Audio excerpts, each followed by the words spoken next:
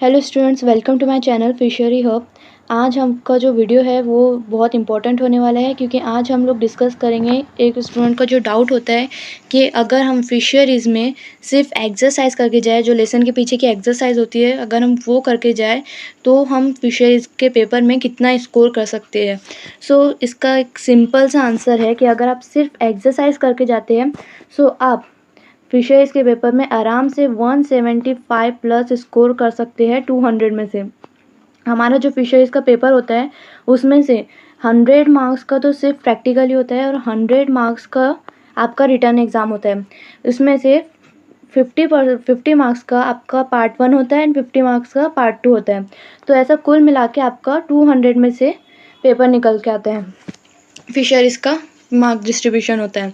फिर इस 200 मार्क्स में से आप 175 प्लस स्कोर कर सकते हैं सिर्फ एक्सरसाइज पे से, क्योंकि जो बहुत सारे क्वेश्चन होते हैं फिशरीज़ के वो मोस्टली एक्सरसाइज में से आते हैं, उसमें से घुमा फिरा के या फिर एग्जैक्टली कभी कभी उसमें से ही आ जाते हैं। एक्सरसाइज जो है उसको करके जाना बहुत ज़रूरी है। अगर आपने अभी हमारा चैनल को सब्सक्राइब नहीं किया तो सब्सक्राइब कर लीजिए, और जो मेरा पेपर सॉल्विंग का वीडियो है अगर आपने वो नहीं देखा तो आप पहले उसको जाके देख लीजिए, वो आपको हमारे चैनल पे मिल रहा होगा। अभी हम डिस्कस करेंगे कि अगर आपने एक लेसन है वो नहीं करके गया है और सिर्फ आपने उसकी एक्सरसाइज करके गए हैं, बट वहाँ से अगर कोई क्वेश्चन आ जाता है तो फिर आप क्या करेंगे। इसमें कुछ भी घबराने वाली बात नहीं है, क्योंकि फिशरीज़ में आपको इतने सारे ऑप्शंस देखने को मिलेंगे कि आप आराम से जितना आपने एक्सरसाइज में से पढ़ के गए हो वो बहुत आसानी से आप लिख कर आ सकते हो। अगर हम बात करें एमसीक्यू की तो 12 क्वेश्चन होते हैं, जिसमें से आपको सिर्फ 10 अटेम्प्ट करने होते हैं। 1 सेंटेंस जो होते हैं उसमें भी 12 होते हैं, उसमें से भी आपको सिर्फ 10 ही अटेम्प्ट करने होते हैं। वो अगर आप ज़्यादा लिख पाए तो आप ज़्यादा लिखो, अगर कुछ कंटेंट होता है जिस पर कम लिखना होता है तो आप उस पर कम लिख सकते हो, बट जो मार्क्स डिस्ट्रीब्यूशन होता है वो इक्वली होता है, ठीक है। उसके बाद गिव रीज़न होता है। गिव रीज़न में भी आपको 7 क्वेश्चन देखने को मिलेंगे, जिसमें से आपको सिर्फ और सिर्फ 5 अटेम्प्ट करने हैं, और शॉर्ट नोट्स का भी ऐसे ही होता है।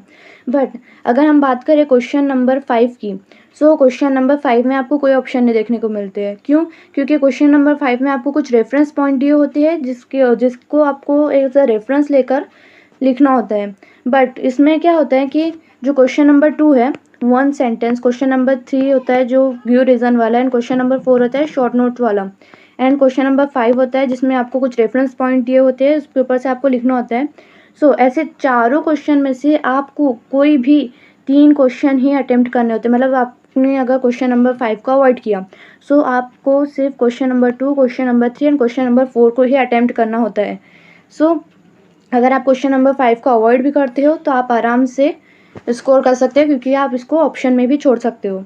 अब अगर बात करेंगे लॉन्ग आंसर क्वेश्चन की, इसके लिए मैं आपको रिकमेंड करूँगी कि आप बिल्कुल एक्सरसाइज के ही लॉन्ग आंसर क्वेश्चन करके जाइए, क्योंकि लॉन्ग आंसर क्वेश्चन में आपको 4 क्वेश्चन दिए होंगे, जिसमें से आपको सिर्फ एक ही क्वेश्चन करना होता है लॉन्ग आंसर का, और 3 जो है वो ऑप्शन में छोड़ने होते हैं।